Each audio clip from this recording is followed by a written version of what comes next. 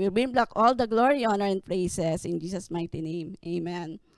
And now sa gabi pong ito, ang pag-aaralan natin is we heal from deity. Ano po ba yung heal?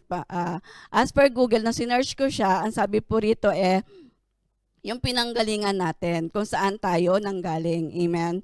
At yung deity naman, as per Google din, ang sabi po ay divine nature. Kung i-read po natin at babalikan natin ang pinag-aralan, binasa nating scripture, it means heal from God, you are origin from God. Amen. Ang sabi po ng ROR today, there's a miscommunication of the meaning of the phrase, we are of God. In the verse above, to some, it means to be God's side. But that's correct. The Apostle John's construction, it is anyway, so it is about being on anyone's side. It simply means you heal from deity. In other words, your origin in God. He is sparing. Amen. If you read po yung, yun nga po, yung sa 1 John, we are origin from God. Amen. Is John reference Jesus internal existing in the identical nature to God the Father. If you receive Jesus Christ to your life is never be the same again. The old has gone, the new has come. God is already changed your life. Di na tayo nabubuhay sa makabundong gawain. Di na tayo broken, di na tayo empty, di na tayo makasarili. Amen. We are now new creation, new character, new nature, and we already transform into image of Christ Jesus. Amen. Sama po natin si Lord lagi sa ating sa buhay natin. Lord, si God po already inside with us. We are choosing to live with Christ, not in this world. Amen. Ang sabi po rito sa akin to what the Bible says in James 1:18, of his own will begot his son, the word truth, that he should a kind of fruitfuls of creatures to heal to God. Therefore, Christ must be in you. You must be receive him and live in you. Sabi po dito, ikaw na ang buhay mo ay already perfect gift para kay Lord. Offer your life to the God na kahit anong mangyari, high and low sa buhay natin, serve Him. Amen. Ang gusto lang ni Lord na buhay ka, nakasama si Lord sa buhay natin. Follow Him. Jesus is not, follow Him to Jesus, not in this world. Amen. Ang paglilingkod po natin kay Lord, it will never be in vain. Hallelujah. Amen. Sooner or later, napakasarap po darating po tayo sa time na babalik tayo sa tahanan ni Lord at sasabihin sa atin, well done, good job, well done anak. Amen. Ang sabi po rito na araw-araw, recall the words of the Lord Jesus in John 3:3. Very, very I say unto you, except the man born again, we cannot see the kingdom of God. The conclude phrase of opening verse give crescence to say, greater is He that is inside you. So He has to be with you. Think about it. He gave birth. It is to you to live in you. Amen. Unless you're not born again, unless you're not accepting the Christ Jesus in your life, you cannot see the kingdom of God. Di mo mararanasan eternal life, ang exceeding joy, maybe ang peace sa buhay natin. Maybe we are blessed today. Maybe masaya tayo, but this is not a lifetime na binigay sa atin ni Lord. Amen. Habang nabubuhay ka sa makabundong bagay, you cannot see the kingdom of God. Ang saya natin kung mabubuhay tayo ng na kay Lord, 'di ba? Na wala tayong iniisip, na nararamdaman natin ang peaceful. If you remember po ang kwento ni Nicodemus, sabi ba ni Lord, ang conversation nila, sabi ni Jesus kay Nicodemus, that the person must be born again. We have to leave old ways behind. We have to begin again. We have to have the fresh new start. Ang problema po kasi sa atin, amen, we want new things. We want new life. You want we want hope, amen. But the things is we are not willing to live, we are not willing to, ang tawag doon, ibitaw yung mga nakasanayan natin mga bagay. Kasi doon tayo comforter, doon tayo masaya. But this is not that, hindi mo makikita ang peace doon sa comforter na yon, ng makamundong bagay. Amen. But always, pag may mga sinasaradong door sa iyo si Lord na alam niya na hindi niya gusto para sa iyo, hindi niya yung will, thank God always thank to God. Amen. Kasi yung door na kinulose niyang yon, hindi yung para sa iyo, na para wala ka nang balikan, but fully trusting God, fully, ang buhay mo fully surrender to Him. Amen. Wala ka nang babalikan sa old life, kundi si Lord na lang ang isi-serve mo. Amen. Para maibigay mo lahat ng offer mo, ang buhay mo kay Lord. Kasi doon siya masaya, yung ino-offer mo. Doon siya, yun ang perfect gift niyan, marireceive yung buhay mo, ang puso mo. Amen. Ang sabi po dito is, God is already given to us everything. Jesus is namatay para siya sa iyo, para maranasan mo yung prosperous life. Amen. Na hindi mo na mararanasan yung hirap. Kaya wag na natin paulit-ulit na patayin si Jesus sa isip natin para sa mga kasalanan natin. Amen. Just live the prosperous life. Choose to live with Christ Jesus. Amen. The Bible said, Christ is in you, hope of glory. Colossians 1:27, you hope absolute victory over all forces of darkness and wicked spirit, and orchestrate evil because of greater one is lives in you.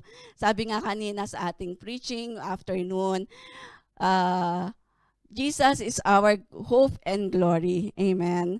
Christ is in you. The hope of glory is in you.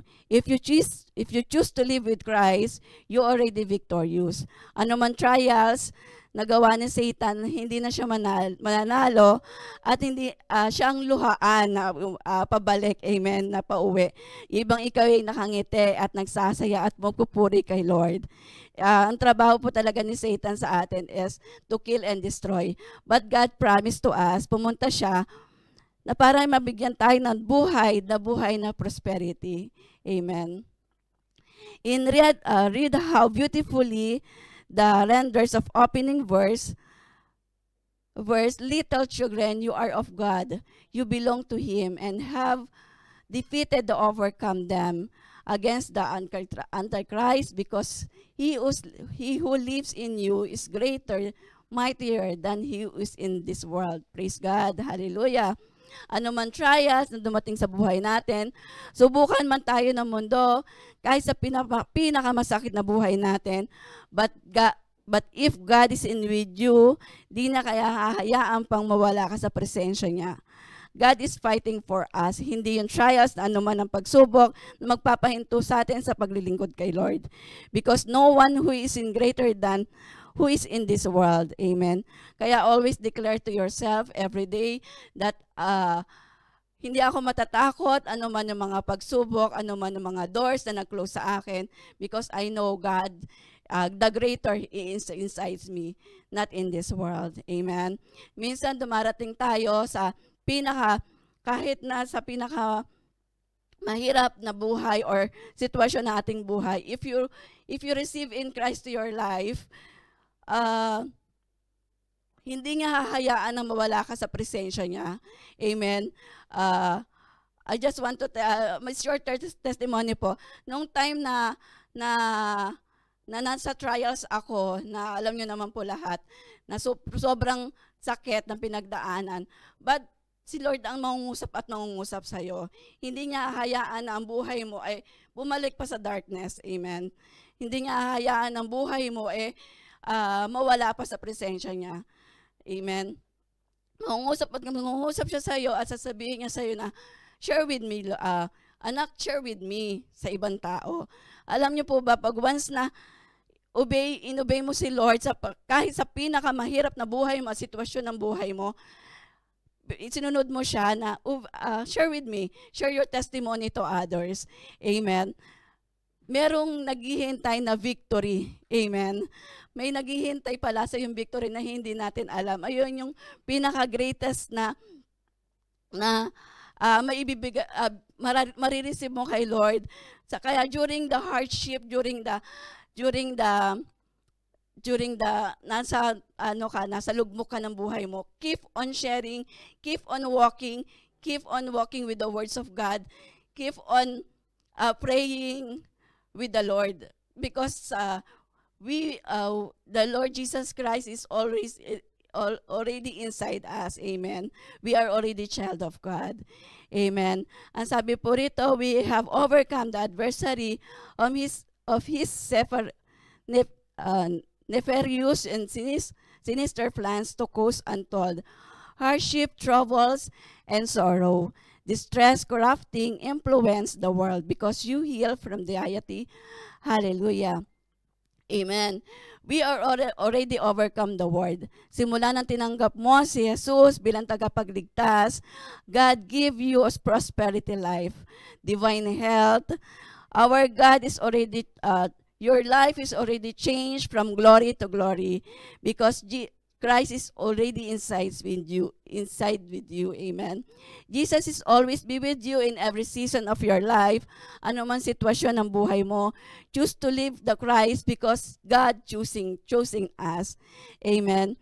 Believe Jesus because God promised ni Lord sa atin na sinabi ko sa inyo upang inyong makipag-isa sa akin ay magkakaroon tayo ng kapayapaan, madaranasan nyo ang kapighatian sa sanlibutan, ngunit tibayin nyo ang iyong loob na pagtagumpayan ko na ang sanlibutan. Amen. We already victorious because of Christ. Jesus already give us His life. That's kaya victorious na tayo. Amen. Wala na tayo wala na yung mga dati nating mga nakasanayan. Amen. We already child of God, and ang ating puso ay fully surrender kay Lord. Amen. Ang sabi po sa confession, sabay-sabay po natin i-confess, Dear Father,